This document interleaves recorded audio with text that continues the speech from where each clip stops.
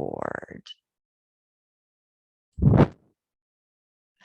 Oh, well, we're not doing all of the 19th century landscape traditions, just pre-impressionism tonight, the Barbizon school in France.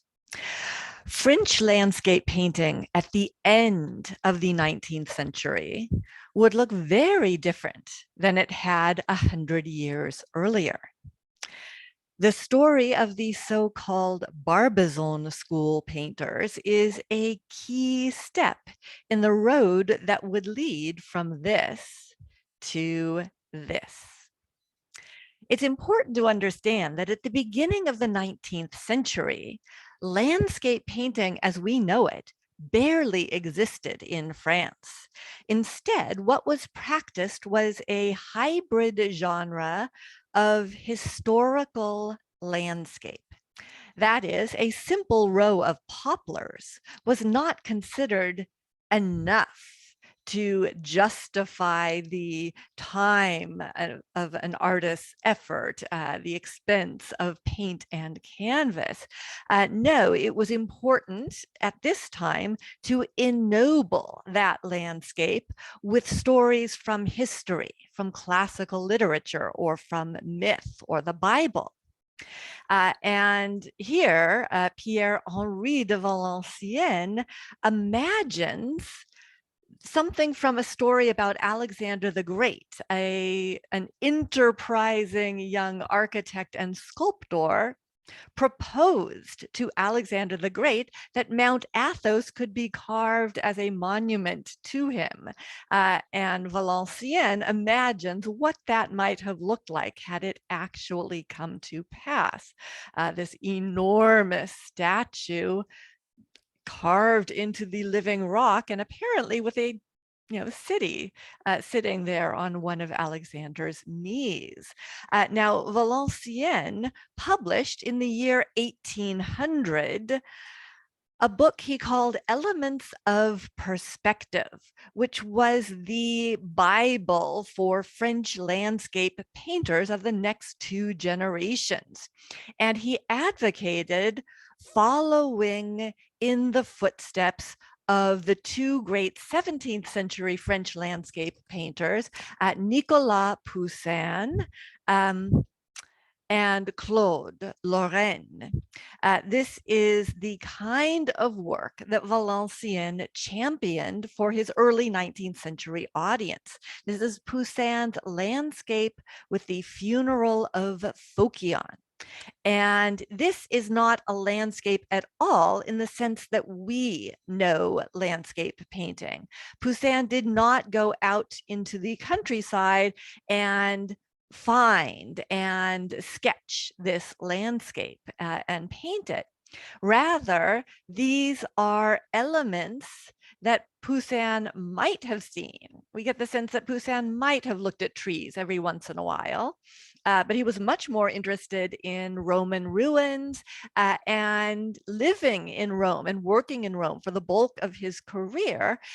He imagined the antiquities all around him restored to their original glory. So in this story, this is a story about an Athenian general wrongfully accused and executed for treason. So we see his body being carried on a bier here in the foreground. We see his grieving family following on the ox cart, and we see this road that twists through what is an entirely invented landscape.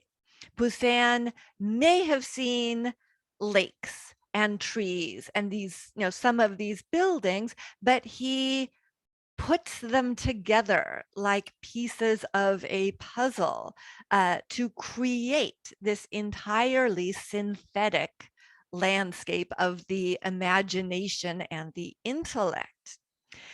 Now, Poussin's contemporary Claude Lorrain, whose landscape with Apollo and the Muses we see here also figures, this time not classical history, but classical myth, with a river god here in the foreground and with Apollo and the Muses in that grove there.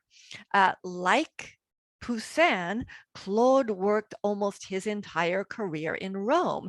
And we know that Claude went out into the countryside and made absolutely beautiful drawings of trees, of rocks, of the distant landscape, but he too put them together in his studio, arranging them as he saw fit as the backdrop for a story, for something that was more than simply a landscape. And Claude Lorrain and Poussin were absolutely revered in the early 19th century, whereas the works of the 17th century Dutch landscape painters were held in much lower regard. This is the great oak of Jacob van Ruysdael, and in the eyes of 19th century French landscape painters, this was just a transcription of nature. This is just the artist sitting down in front of what he sees and painting it and not making decisions, not moving things around. Essentially, their thought was a trained monkey could do this. This is not a great work of imagination and intellect, and it's not ennobled by any historical drama. These are all just everyday peasants and passers-by that populate this image. So in 1822, when the 26-year-old Camille Corot finally persuaded his parents that he would be a terrible cloth merchant and was allowed to seriously begin studying art at a rather advanced age, 26. He sought out for his master this artist, Achille Etna Michaillon, who had a few years earlier won the very first Prix de Rome, or the Rome Prize for historical landscape.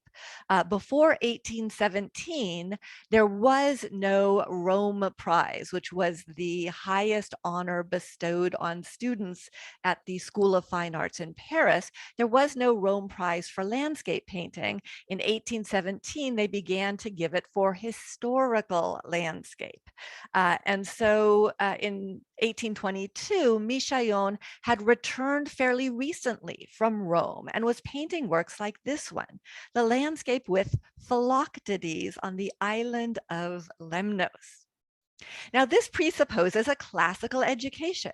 How many of you know who Philoctetes is? He's here in the foreground with a bow, having just shot a dove, and perhaps the clue is that his foot is bandaged.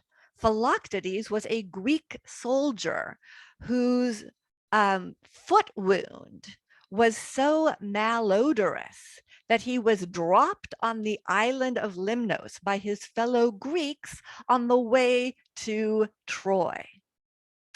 And it later transpired that an oracle said that the Greek victory hinged on Philoctetes' participation. And so they had to go back to Lemnos and scoop him back up and bring him to Troy so that the Greeks could win the Trojan War. But here he is abandoned on Lemnos, making his way in the wilderness. Now, we don't know who Philoctetes is anymore. We don't have that kind of classical education that a work like this implies its audience needs.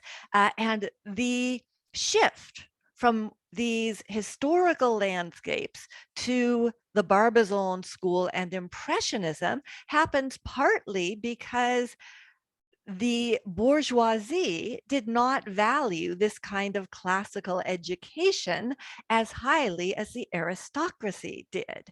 And as many new classes of people become patrons of art, they don't necessarily want to see figures from Homer or Virgil. They want to see landscapes that they can understand and appreciate with their senses and not so much with their minds. But Corot is this incredibly important link between this kind of historical landscape painting and Barbizon and Impressionist school painting.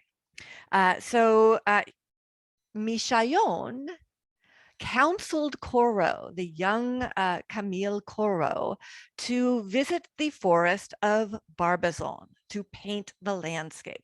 Barbazon was a village on the edge of the forest of Fontainebleau, which historically had been the hunting park of the French kings when they were staying at the palace of Fontainebleau. And in addition to the forest, there were areas of dunes. It also sat on the edge of an agricultural plain. So there was agriculture and peasant labor, a very varied landscape. So it was counseled to Corot to visit and paint there in Barbazon. This is what Corot produces, but this for him is not a painting. This is simply a study, something that would later become a background for a scene with angels or nymphs, but not a finished work. Here we see his storm over the plains, where he is very interested in the meteorological effects, the clouds here. So he's looking away from the dense forest out towards those agricultural plains. We see his strong interest in darks and lights. But again, this work from 1822, just a study, not a completed painting. But attitudes in France towards what we would call pure landscape were shifting. On the one hand, there was a re-evaluation of that 17th century Dutch landscape tradition, a greater appreciation for those works. It was decided that a trained monkey could not have painted them after all. But secondly, there was the impact of landscape painters in England who were showing their works in France. So in 1822, John Constable exhibited the Haywane at the Salon in Paris. The Salon was the indispensable annual exhibition that all French artists endeavored to show their work at. It was the Whitney Biennial on steroids. It was the make or break exhibition venue for young French artists. And it was also, as we see, patronized by international artists as well. So this was where the people of France and the artists of France saw contemporary painting. And Constable won a gold medal for the Haywane. If we look at this work, we can see that there is no one wearing a toga. This is contemporary English countryside of the early years of the Industrial Revolution, with actually no steam engines in sight either. We get the peasantry with their ox carts, their dogs. This is just a very ordinary, everyday country scene. And Constable, in fact, said that it was Claude Lorraine's work that inspired him to take up landscape painting. And he too was intensely interested in those meteorological effects of clouds and storms that we saw Corot looking at? So also on view in the Salon of 1824 were the watercolors of Richard Parkes Bonington, who's not a familiar name, largely because he died very young in his 20s. This is actually an oil painting, but he won a medal, a gold medal in the Salon of 1824 for one of his watercolors. And Bonington, too, he is here in the French countryside painting not the Cathedral of Rouen, but painting ordinary scenes and just focusing on the brilliance of the light, the colors, the foliage, painting works like this out of doors. So these English painters and their insistence on pure landscape were beginning to have an impact on French painting. Corot, as soon as he could afford it, went to Rome. And this was facilitated actually by his younger sister's death. His parents had set aside 1,500 francs a year as an annual gift for their daughter's maintenance. And when she died very young, they decided that they would give that money to their son so that he would be able to be an artist without the pressures of having to sell his work, without starving in a garret. So this was a very enviable position for Corot to be in. And he did not at all exploit it. He, in fact, was very generous with younger artists, with purchasing their work.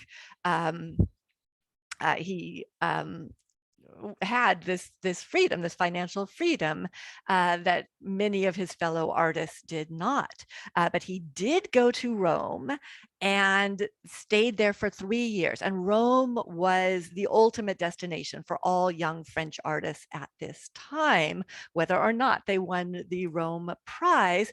But whereas many figure painters would go and marvel at the Sistine ceiling, at the Raphaels, at the Caravaggios, Corot spent most of his time outside of Rome, in the Roman countryside, maybe looking at the Vatican from afar, but much more interested in the gardens, in the aqueducts, in the features, the trees with the ivy growing up them, the features that he saw in the countryside.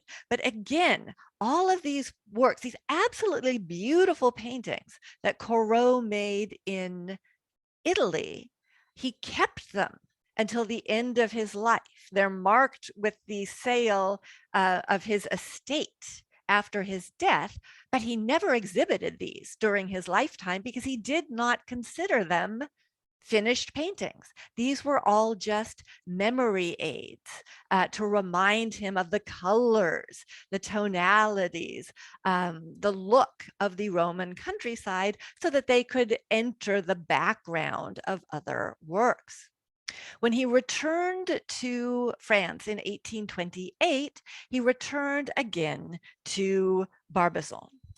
To the forest of Fontainebleau to make works like this beautiful old beech tree, where we see him essentially creating a figure painting or portrait of a tree, this very particular tree, with its wounds, with its moss, its patterns of bark gloss, its bits of beautifully rendered foliage against much more sketchily rendered foliage in the background. But again, Corot considered this just a sketch. And it would appear in the background in a work like this one. So this very large painting is a Salon style work. He exhibited this at the Salon of 1834 and it was accepted. And you might say, wait, this looks like a pure landscape painting. It's got trees and a creek running through it and a peasant girl reading. And then you might think, wait, do peasants read? Do peasant girls lie around with big books? No, generally they do not. And that is the viewer's cue that this is not an ordinary peasant, but rather Mary Magdalene in the wilderness, studying the holy texts after the death of Jesus. And while this does not look like the Holy Land, legend actually had it that Mary Magdalene traveled to France and died in France. So this could very well be an image of the Magdalene, making it a historical landscape.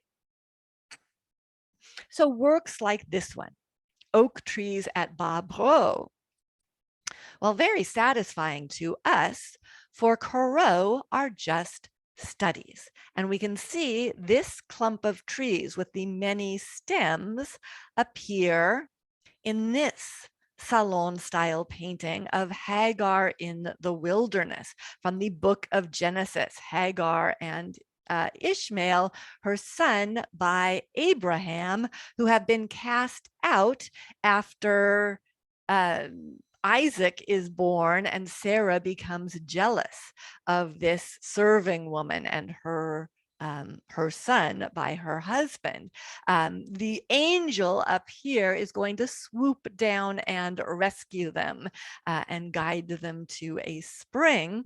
But you see that this clump of trees is the exact same one from this study right here, placed into the Holy Land. And this rock and aloe plant here, that came from a different study that Corot had made in the Italian countryside.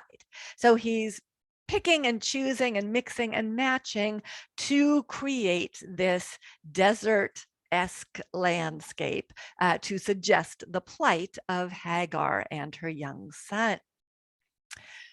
So that's why Corot is not considered a true Barbazon painter, because he continued to have that ambition of being a history painter. And the Barbazon school would be the first one to really, the first French painter to really celebrate landscape in its own right. And the leader of that Barbazon school would be Teodor Russo. Not to be confused with Henri Rousseau, the friend of Toulouse-Lautrec from the end of the 19th and early 20th century. Teodor Russo was a painter whom we see here at about the age of 20. He was almost a generation younger than Corot.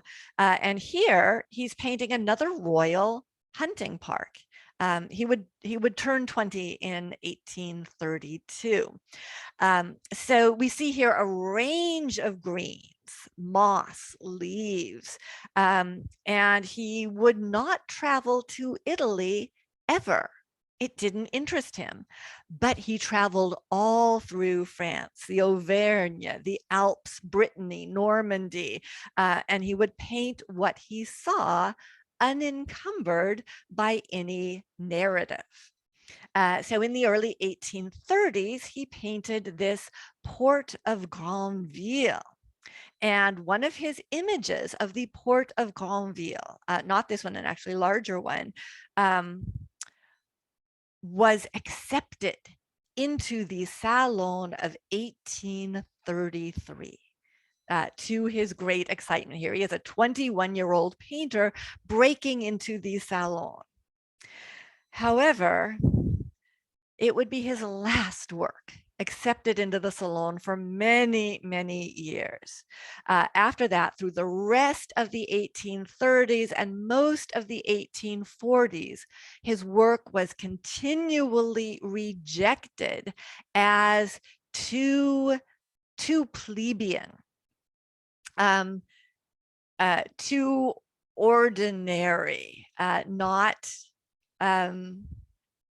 high enough in tone for the more conservative jury of the Salon. In fact, poor Rousseau acquired the nickname Le Grand Refusé, the great reject.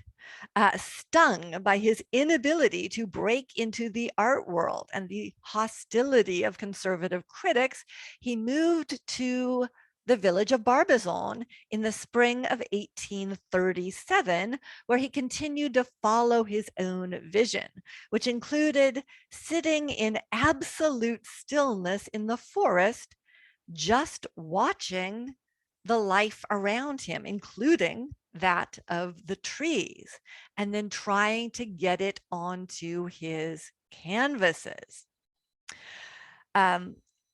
He would say that he was trying through this silence to, quote, learn the language of the trees.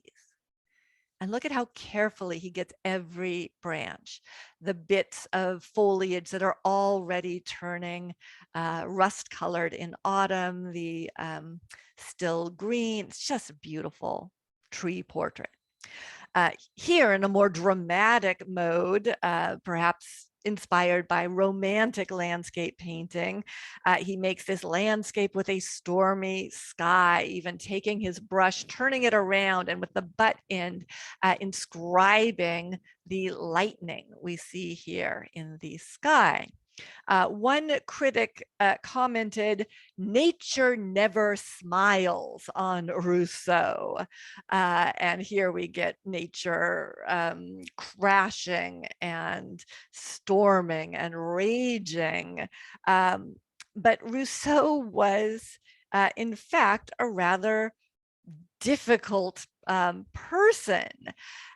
So he would continue to paint in poverty and obscurity, living in the forest of Barbazon or on the edges of it, painting works like this Forest in the Winter at Sunset, which is a classic Barbizon school painting. It has a pool in the foreground.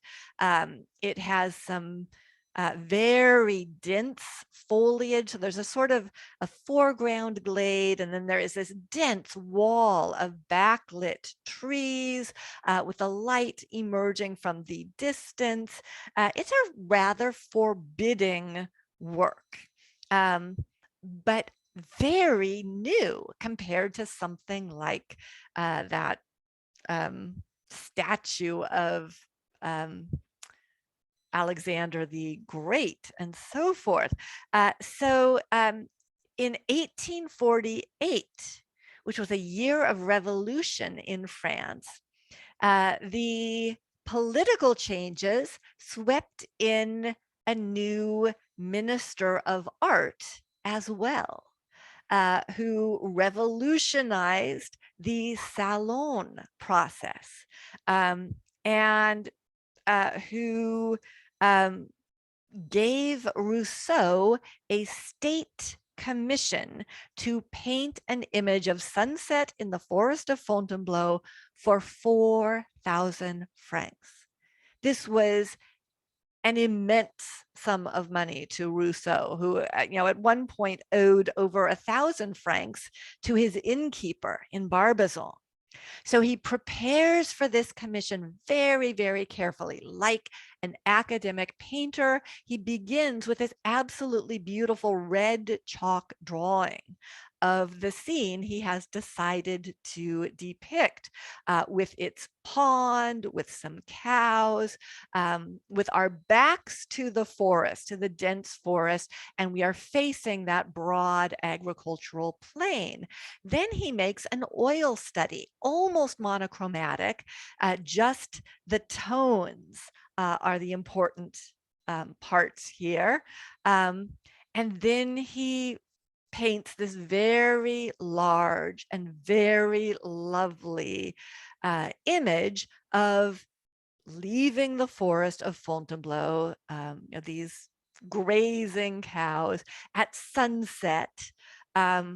He works on this for a couple of years, but then he is able to present it to the government and have it hung in a state museum. So this was extremely important for Russo, and he would begin exhibiting again in the Salon of 1851, where in addition to showing this leaving the forest of Fontainebleau, he also showed this scene, which is almost the exact same viewpoint. We have the cows, we have the pond. We are a little bit farther back in the forest. We're a little farther away from the motif, but it's essentially the same thing, except that this is morning, not sunset. So what's different here is the light. And this caused an enormous stir. This was the first time any painter had exhibited two such similar landscapes that were differentiated only by their time of day, by the light. Of course, we are very familiar with such treatment of subject matter. Claude Monet would paint his series of grain stacks at sunset, at sunrise, in brilliant light, in fog, and then go on to do the same with Rouen Cathedral, poplar trees, water lilies, and so on. But it was quite revolutionary in 1851. So Rousseau began to have success and to garner patrons after working so tirelessly to paint the forest, and he was finally accepted in the Salon of 1849. But he began to become an activist as well as a painter, with the goal of saving the forests that he was painting. So this is a similar forest, but new forest management techniques in these years were being implemented to try to make the royal forest, like the forest of Fontainebleau, more productive, more profitable. So the great old oaks that he loved were being sawn down and replaced with fast growing pine trees so that they could be used, harvested for their wood. And for Rousseau, this was a mutilation of his beloved forest. His was not an optimistic temperament. And for him, the devastation of the forest was like the devastation of the human soul. In fact, he made this analogy saying, quote, "The human soul is like the forest where we walk, plundered at will by evil woodsmen. The high timber of our thought is felled. The new shoots in quest of the sun are cut back, and all pervasive rank weeds without form, without spirit, without color are sown in the debris of our soul." You can see he was a rather forbidding personality. And you can imagine why the popular genre, another gorgeous Rousseau, but you can imagine, given this passion and this pessimism, why a popular genre painter like Narcís Díaz de la Peña might hesitate to approach the elder artist when he wanted to learn to paint landscape. He was making a good living as a genre painter specializing in exotic harem scenes, like these young women in Turkish dress, despite the fact that he had never been to Turkey. As his name suggests, Diaz de la Peña was of Spanish extraction. His parents emigrated from Spain about the same time Goya did. And his father either died or fled the family. His mother died when Diaz de la Peña was 10. So he was left in the care of a French priest. Oh, and he lost his leg, one of his legs, to snake bite as a child. So you would think that he would be the morose one, but no, Diaz had a sunny personality, and he decided that he would follow Rousseau through the forest of Fontainebleau. His wooden leg clomping, trying to peek over Rousseau's shoulder, finally getting the courage up to ask, "How do you paint trees?" And surprisingly, Rousseau very patiently taught him, so that he could add much more realistic trees to genre scenes like this Bohemians going to a fete that was accepted at the Salon of 1845. But Diaz would become a very accomplished landscape painter in his own right. And you can see how deeply his work depends on Rousseau's. The densely wooded subject matter that he would choose, very often a pond in the foreground. Here, just a sunset, like Rousseau and Corot, fascinated with the sky, the cloud formations, and so forth. But you can often tell Diaz by the dense impasto of his works. Julius Dupre was another artist working in Barbazon, who was a close friend of Rousseau.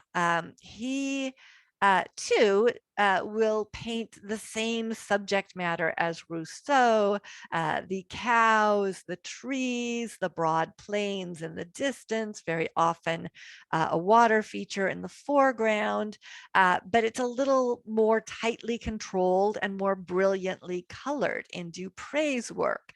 This is a landscape from the early 40s. It is very close to Rousseau, with the pond in the center, with the more lowering sky.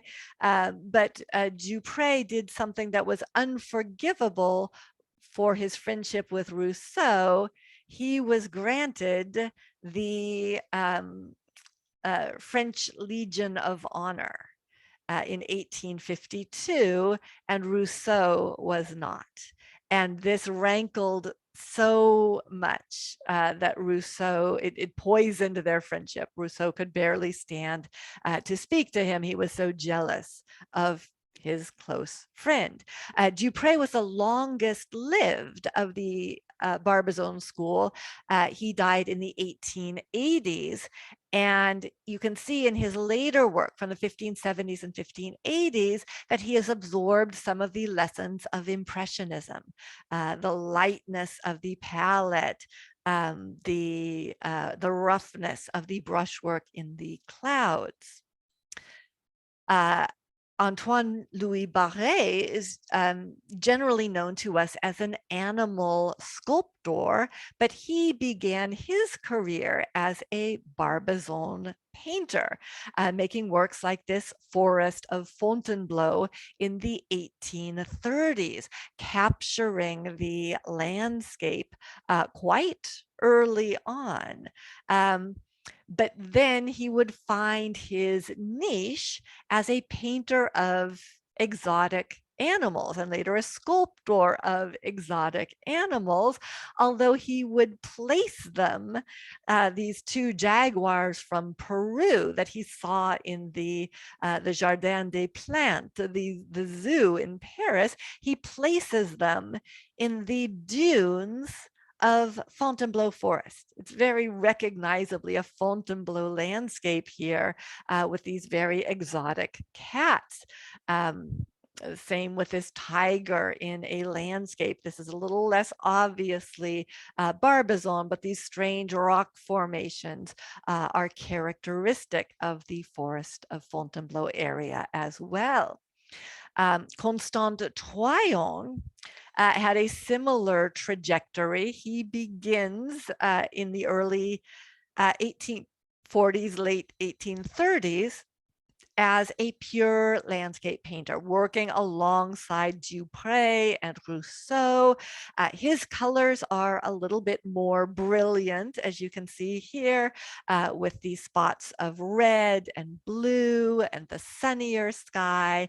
But he would have a conversion experience when in 1849, he made his first visit to the lowlands, Belgium and the Netherlands, and saw not just the great tradition of the landscape painters, but particularly the livestock painters, the animal painters like Paulus Potter. So after 1849, Troyon would become the leading animal painter in France, specializing in domesticated animals, whereas Barrett would paint much more wild animals. So this is Troyon's cows in a field, but the his ability to paint trees and meadows and skies in the background of his gorgeous animal paintings comes out of his experience there in the forest of Fontainebleau. And even Rosa Bonheur, who was the main rival to Troyon in these years, she had her country home on the edge of the forest of Fontainebleau as well, although not in Barbazon. And here she's painting, she loved to hike, to walk in the forest of Fontainebleau, and here this beautiful watercolor of deer in the forest of Fontainebleau. Charles Daubini is another painter that is associated with the Barbazon school. He did paint and work at Barbazon, but he preferred going throughout France. He prefers a much wider vista and a kind of untroubled landscape. So this is a work that is in the Rijksmuseum in Amsterdam because it looks very Dutch. Over half of the painting is sky.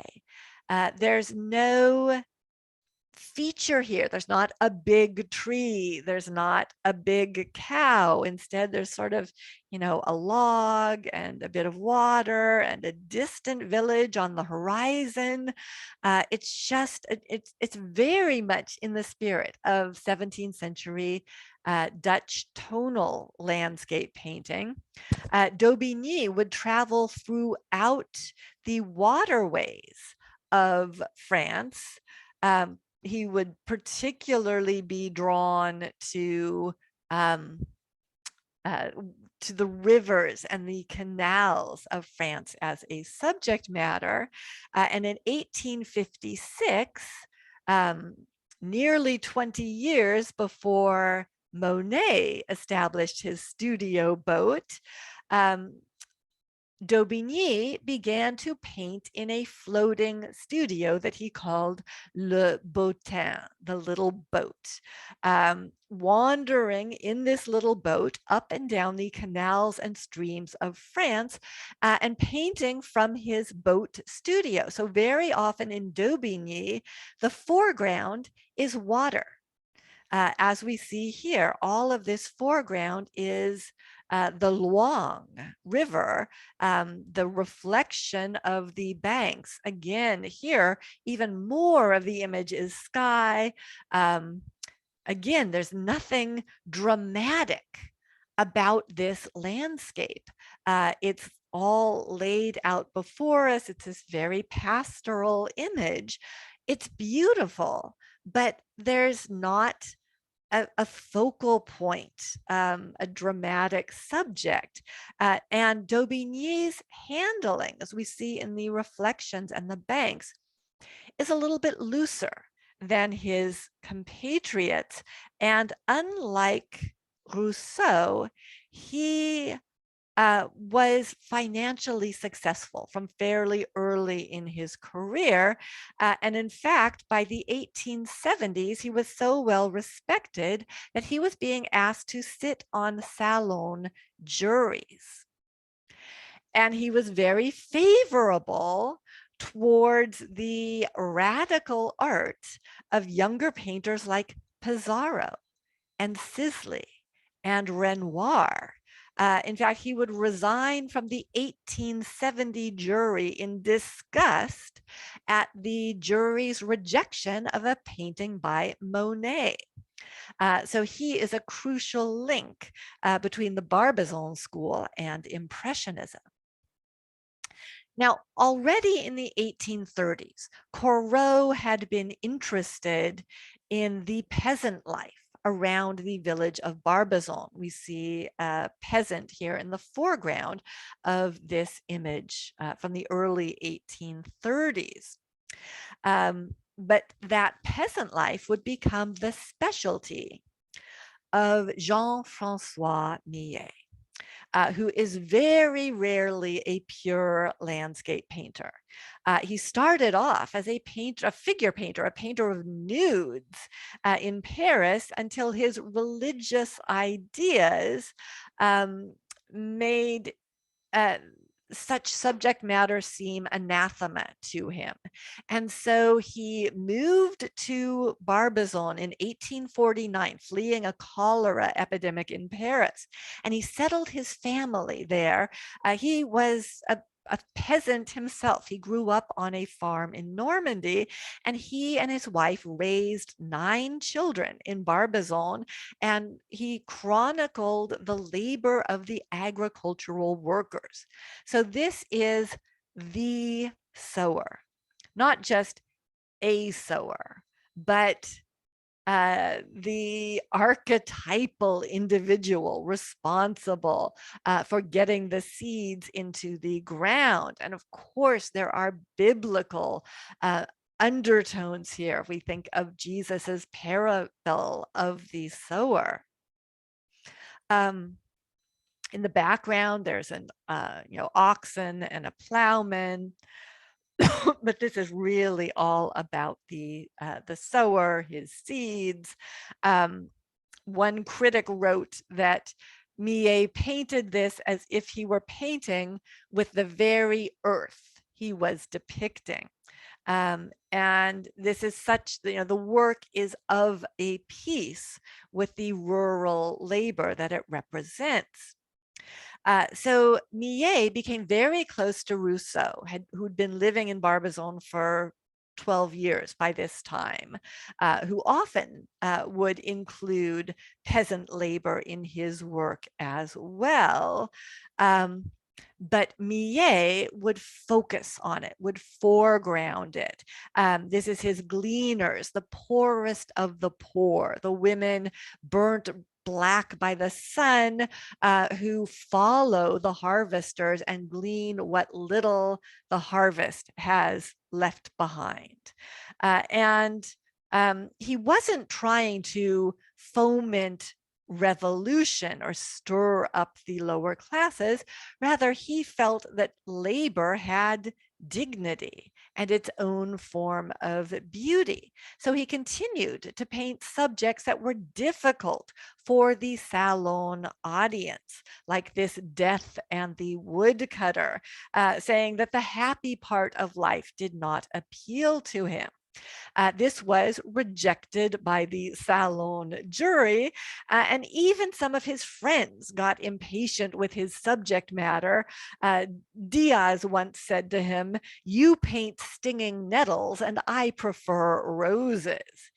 And of course, roses sold much better than those stinging nettles and those dead woodcutters. In fact, at one point, Rousseau had received some money from a commission, and Rousseau purchased this painting for 4,000 francs, but through an intermediary. And he pretended that there was an American buyer so that Millet wouldn't know that he was receiving charity from his friends. Diaz as well was very generous in terms of buying the works of his fellow painters. Millet did have some success with his pastels.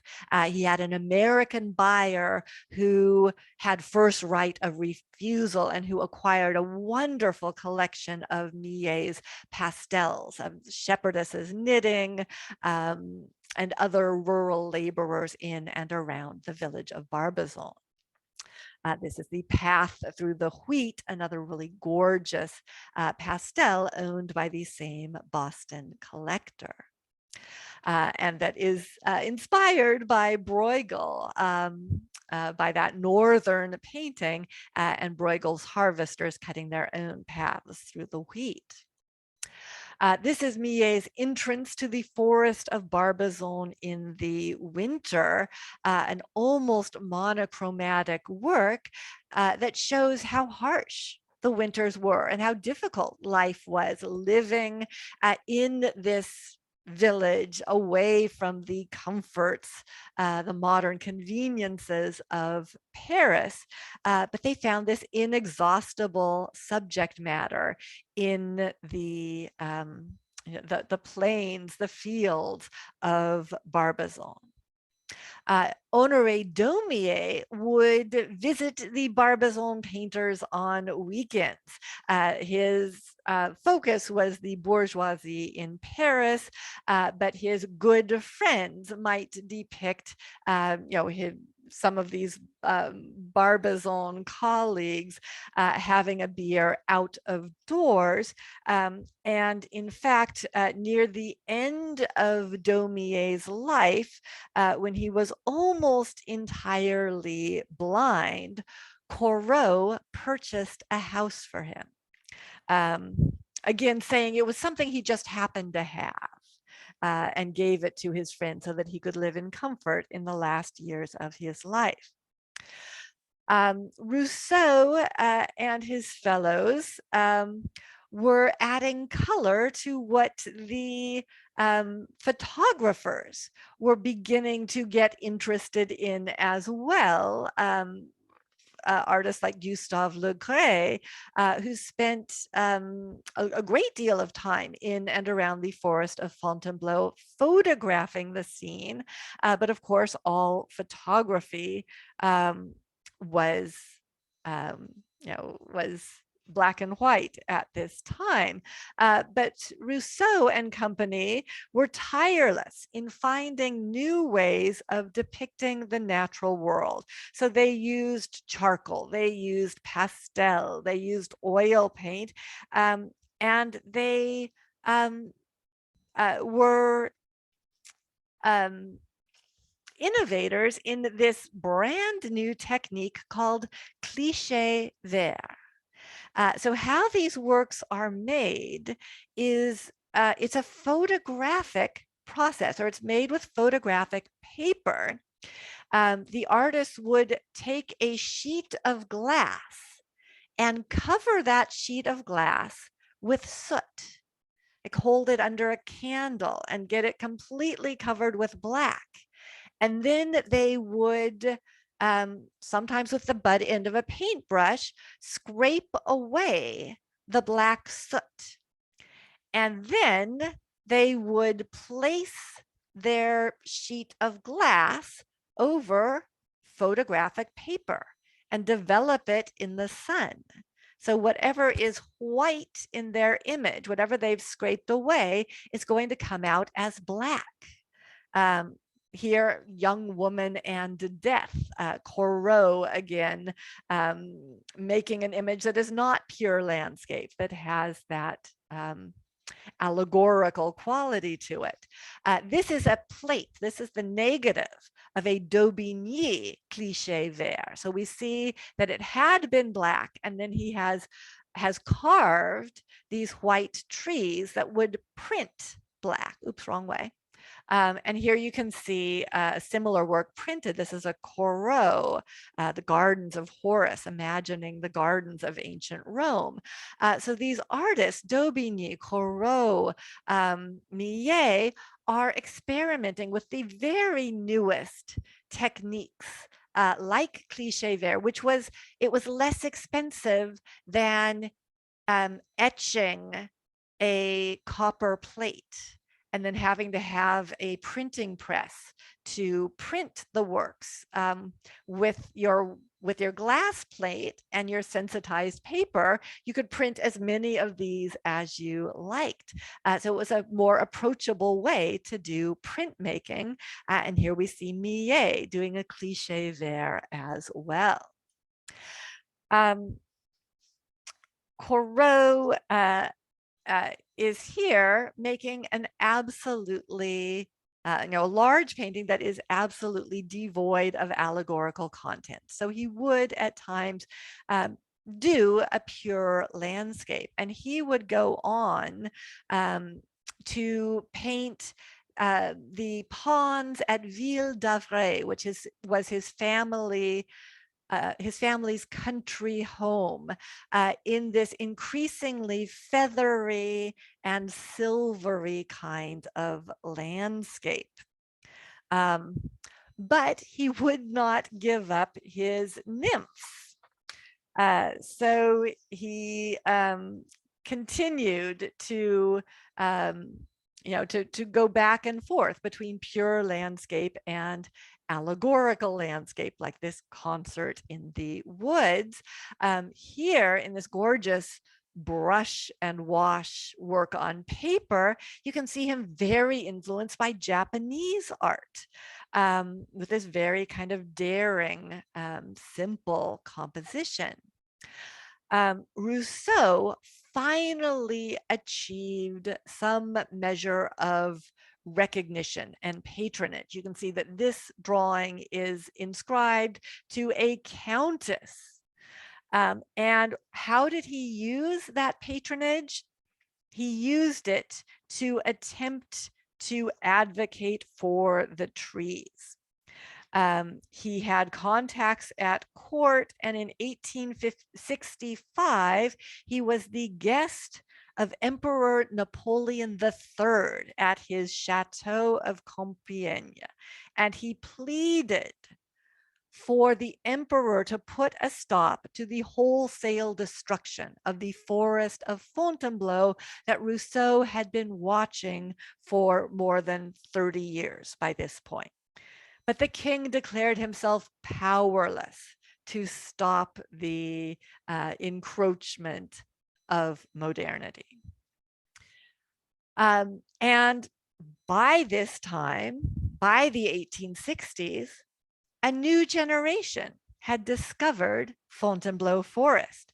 Monet, Sisley, Basile, and Pissarro all painted in the forest of Fontainebleau. The glade in which Monet would set his enormous luncheon on the grass was a glade in Fontainebleau Forest. Pissarro would be mentored by Corot, and Berta Morisot too would have Corot as one of her teachers, and Corot would tell Pizarro to go out into the countryside and search for his muse there. So the brush had been passed to a younger generation. You can see how very Barbazon school this early Pizarro is. And nowadays, the Barbazon school is primarily remembered essentially as a stepping stone to the breakthroughs of Impressionism. But that does a disservice to these untiring innovators and sterling human beings. They raised pure landscape painting from a genre of little importance to a central one. And they did it through an unwavering, on-the-spot study of nature. They spoke up in defense of the forests. And they attempted to learn the language of the trees and to speak it in paint, so that long, long after their passing, we can still enjoy the magnificence of a fleeting Barbizon sunset. Thank you. So I will stop the share and see if there are any questions. If there are works you'd like to get back to, I can share my screen again if there are works you'd like a second look at. You will have to unmute yourself if you would like to ask a question, or you can type it into the chat. Jane, do you want to unmute yourself? Yes, I'm just curious, how long did the powerful influence of the Salon last? And how did that start? And was it annual or? So in the 19th century, there are times when it's annual and there are times when it was every other year. It starts in the Ancien Regime. It's definitely in place under Louis the 16th, but I suspect even earlier, probably Louis the 15th as well. I'm not positive about Louis the 14th, but definitely by the mid to late 18th century, the Salon was an institution. And there are engravings of the work of Jacques-Louis David or Elizabeth Vigée-Lebrun in the context of the Salon. They held it in the Salon Carré in the Louvre, and it would be from floor to ceiling, canvas to canvas, frame to frame. You didn't want to get skied. You wanted your work to be on eye level. They call that on the line. You also didn't want to be down by the baseboards either. You wanted a good position, but it was an institution in France that was powerful until about the end of the 19th century. And I think it's still, I don't know, may even still exist. I don't know if that is true or not, but by the time, the Impressionists created their own exhibition because they were so frustrated that they were unable to get their works shown at the Salon. So they couldn't, it was a time where there were not a lot of art galleries, there weren't a lot of other venues to show new painting. So the Impressionists struck out on their own, rented a photographer's studio, and held the first Impressionist exhibition in 1874. They would have 8 of those exhibitions between 74 and 1886. But during those 12 years, there were times when, say, Renoir painted a society portrait and decided he wasn't going to exhibit with the Impressionists that year. He would send his works to the Salon. So it continued to be a venue for more that favored more conservative painting, like Bouguereau would send his work to the Salon year after year, well into the 1890s. But by the 1880s, you begin to have the rise of the gallery system. You have Durand Ruel and Georges Petit giving exhibitions, giving one-man shows to Monet and Renoir and the other Impressionist painters. So there began to be a way to show your work. So the Salon sort of lost its primacy as the only place to see new work. And then there was a Salon d'automne, an autumn salon that began, I believe, in the 1890s. It was a kind of an alternative salon for new, groundbreaking, radical work. So Matisse would show at the Salon d'automne, other more, less conservative painters. But the Salon was really very important throughout the 19th century. Thank you. Rebecca, can I ask you a question? Please. Have you been to Fontainebleau in recent times? Because I remember it from 50 years ago, and I had never seen such light. It was very strange. It was very filtered. It was rather mystical. And I've never seen that kind of light anywhere else. That is so interesting. I think that we see it in those paintings, that mystical quality of the light. And no, I have not been to the forest of Fontainebleau. I have been to the chateau, but it was on a bus trip from the center of Paris that went to Fontainebleau and Vaux-le-Vicomte in one day. And so we didn't have any time to hang around in the forest. So no, I have not been to the forest of Fontainebleau, but I suspect that, now I think it is much more preserved than it was in the Second Empire.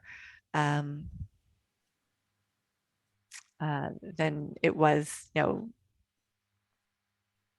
the time of the Impressionists, when those oak trees were being cut down for their wood. I think now it is like a national park sort of situation.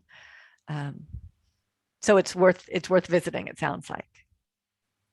I wanted to ask a question. Now, I remember they used to let you go to Milier, a little place where not his house, but the studio was there, a little hut kind of. And it was late afternoon, never gotten over the shades of the sunset and how mystic it was. I don't ever recall seeing that kind of light. Well, next time I get to France, I will have to put it on my list. Yeah, really. So I think Roberta had a question, and Christine. Yeah, one thing I noticed is in one of your other presentations, you talked about how when the Impressionists first exhibited, then the critics said their paintings aren't finished. And in the things you chose today, sometimes the skies were real detailed and almost like a photograph, and others they're just kind of blobbed on there. But that's not called impressionistic. I mean, but it seems like they weren't trying to have realistic skies. Yes, and it's a continuum. The skies in some Barbazon paintings might be what we would consider impressionistic. The word hadn't developed yet. And the Impressionists are looking at those skies and they're thinking, that's a really effective way of capturing something instantaneous like a cloud. Why don't we use it to capture everything? So it's, Impressionism doesn't spring out of nowhere. There's the Barbizon painters that they're looking at. They're looking at Manet. They're looking at the Fragonard. They're looking at instances of more brushy brushwork, more, what we would consider impressionist style that had occurred previously. And the Barbizon school is a just crucial linchpin between that earlier landscape tradition and the Impressionists. So they're really the first group of painters that was committed to bringing their paints out of doors. A lot. So, for instance, looking at that one painting where we saw the drawing and the oil study, both of those would have been done on the spot. And then he would have taken those into his studio to make the final painting. He wouldn't have done that big 6-foot oil painting in the forest. He would have done it in his studio, but with lots of preparatory work done in the forest. And the Impressionists were doing their whole canvases out of doors. Outside. So, Christine? Yes, this was absolutely delightful. I've been taking art history for about a year now online. So Great, good. yeah, and a lot of it is we come together, we look at paintings and we guess the period of the year, the country that it's from, the artist, and if we know the name of it, which sometimes we do, but it's just been wonderful. But we haven't had an art expert, so this has been wonderful to get the detail that you've shown.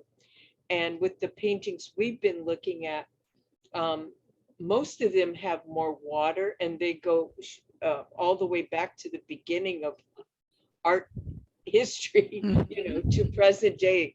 So this, I saw more cows today than I've seen in paintings for a whole year. It was so surprising. But I wanted to ask you, it sounds like you work for a college or a university. Do you do more lectures like this just to people interested in art? I do lectures to, lots of groups, a lot of retirement communities. I also lecture the Mercer Island has an artists association that I have lectured for, and those are free public lectures. The next one is coming up on May 5th. And since it's Cinco de Mayo, we're doing Frida Kahlo. Oh, wow. Oh, I love Frida Kahlo. Can you put that information in the chat? Would you? Absolutely. I would love that. Or if you have a website, I would love to. My website is not up to date, and I can't. It's on my list of things to call the. I can't figure out how to change it. It's been the same way. Are you either willing to share? I'm happy to share my email. Yeah, absolutely. Okay. So love to get that. My email is just my whole name run together, Rebecca Albiani at hotmail.com.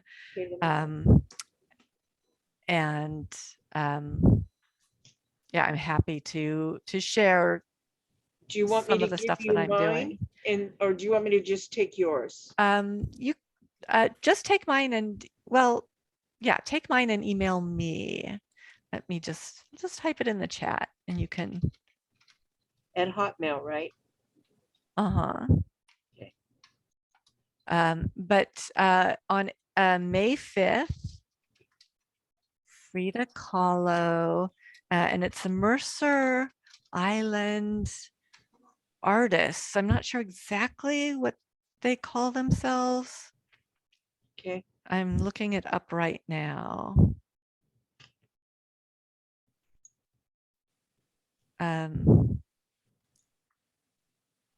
Some of them are watercolors, some are photographers. Is it Mercer Island Visual Arts League? That might be. That sounds right. Let's see if it's in the programs. Yeah, MIVAL .org.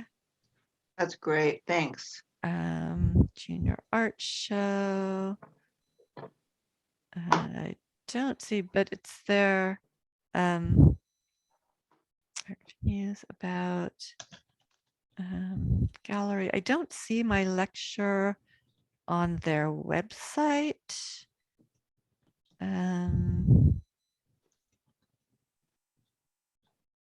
But that, yeah, that might well be it. Is it in person or online? It's Rebecca? online. Uh-huh. It's online. And my friend Lori Falterman is my contact person. I just sent you an email to be on your list, so I'm just fascinated, and I'm very much a Monet fan. I've been to Giverny and been to almost every museum in Paris. That's what I did for a week, just one after another. So, That's what I yeah, do in Paris too. I am truly a fan, but being in Monet's home in his garden was one of the greatest joys of my life. Fantastic. And then definitely seeing the panels in the orangery. Yes. Oh my goodness. If you, any of you who are going to Paris, you must go to the orangery. I think that was my favorite, besides going to his home. So if you're interested in going to his home, it's only a 45-minute train ride outside of Paris. And it is truly, I was there in October and I had 70-degree weather. It was perfect in that garden. So, Yeah, I was there at the height of summer. It was filled with tourists and it was still spectacular. so anyway, thank you so much. I just love this. Thank you. Thank you. Yes. So Jane, I don't know if we have another one on lined up or We if this is don't. the end of the season. It's the end of the season. We don't have another one. But, you know, I will talk with our board and see if we'd like to continue.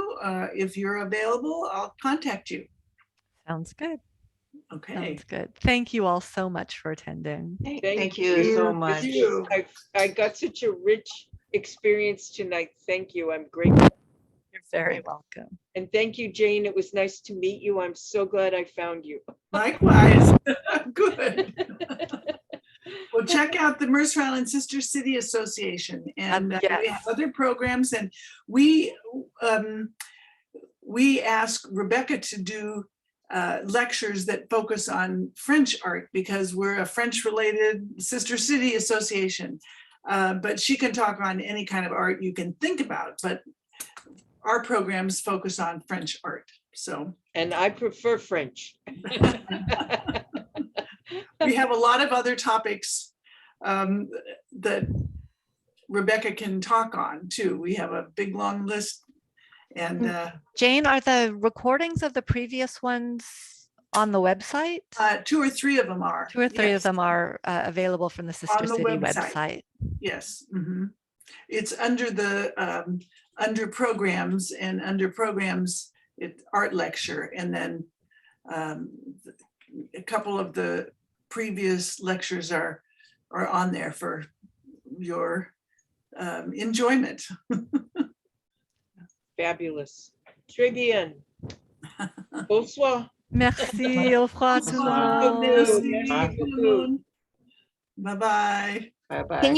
Can you send me a copy of this recording? I had drop-in company and I missed the whole lecture Well, I think it will be posted It's on going the to be on the web. website, on the website. Okay, the Sister City Association website.